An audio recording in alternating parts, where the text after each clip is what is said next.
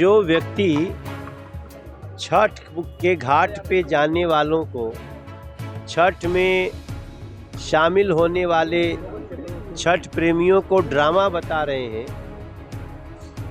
ऐसे छठ माँ का अपमान करने वाले राहुल गांधी को और उनके गठबंधन को बिहार की जनता माफ़ नहीं करेगी।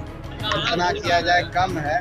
ये दर्शाता है कि एनडीए की लहर चल रही है, विपक्षी हताश हो गया है और उनको कुछ नहीं मिल रहा है जिस तरह की घटना घटित हो रहा है। और ये दर्शाता है कि उन लोग हताश हैं, परेशान हैं, इसलिए इस तरह की घटना कर रहे हैं। लेकिन राहुल गांधी को दूसरा तो कुछ समझ में नहीं आता है, क्योंकि वही वो करते हैं और उनके पास कहने को कुछ नहीं, क्योंकि लंबी समय तक इस देश में कांग्रेस पार्टी रही। 15 वर्षों तक बिहार में पति पत्नी की सरकार चली, काम तो कुछ किया नहीं, बता नहीं सकता है भाई लालू रबड़ी ने क्या काम किया।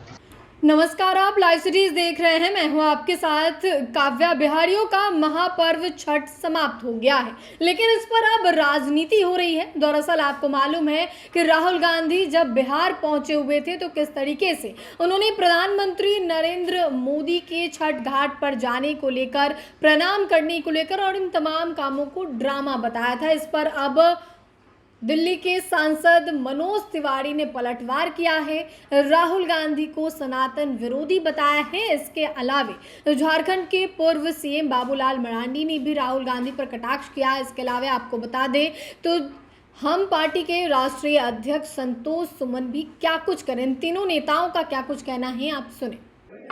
जो व्यक्ति छठ के घाट पे जाने वालों को, छठ में शामिल होने वाले छठ प्रेमियों को ड्रामा बता रहे हैं, ऐसे छठ माँ का अपमान करने वाले राहुल गांधी को और उनके गठबंधन को बिहार की जनता माफ़ नहीं करेगी। छठ करने वाले लोग जो छठ व्रती होते हैं, उनके साथ बहुत सारे लोग घाट पे जाते हैं, घाट साफ करते हैं, पानी साफ करते हैं और बहुत सारे लोग इस महान लोक आस्था के महापर्व में खड़े होकर के अर्घ देने वालों को देखते हैं, स्वयं भी भगवान सूर्य को प्रणाम करते हैं। वो ड्रामा हो गया।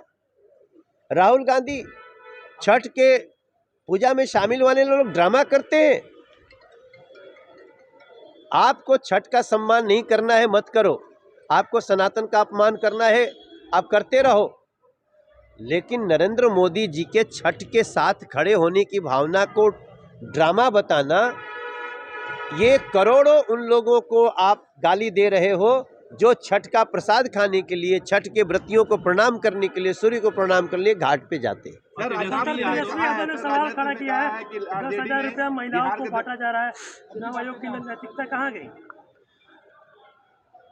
सरकार का निर्णय है और वो आचार संहिता के बहुत पहले का एक बिहार सरकार द्वारा उठाया गया एक बड़ा कदम है।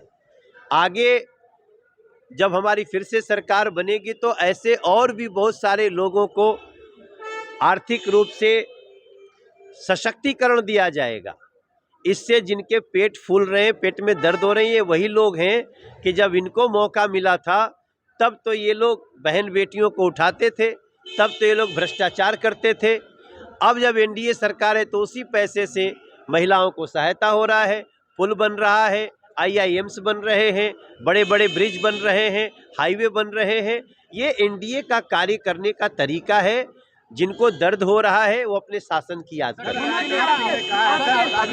छोटे भाई ने कहा है कि हम राजद में है तो गंदे हो गए और हमारे भाई बीजेपी में है तो साफ हो गए। हम गंदे कहाँ कह रहे हैं? हम किसी को, आप शायद खेसारी की बात कर रहे हैं। बिल्कुल बिल्कुल। हम गंदा थोड़ी उसको बोलेंगे, वो उसका निर्णय है, वो जहाँ गए हैं। लेकिन कम से कम भगवान राम के मंदिर को बुरा मत बोलो, भगवान राम का सम्मान करिए। बाकी तो जहाँ भी हो आप खुश रहो। सर, अभिषेक बनर्जी ने कहा है कि एसआईआर का सर्वे करने जो भी पश्चिम बंगाल में भाजपा के लोग हैं उनके हाथ बांध देने चाहिए, उनको मारना चाहिए।